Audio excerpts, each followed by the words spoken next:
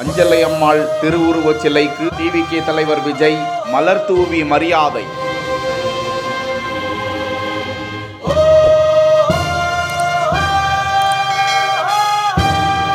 அஞ்சலை அம்மாள் பிறந்த நாளையொட்டி விஜய் மரியாதை.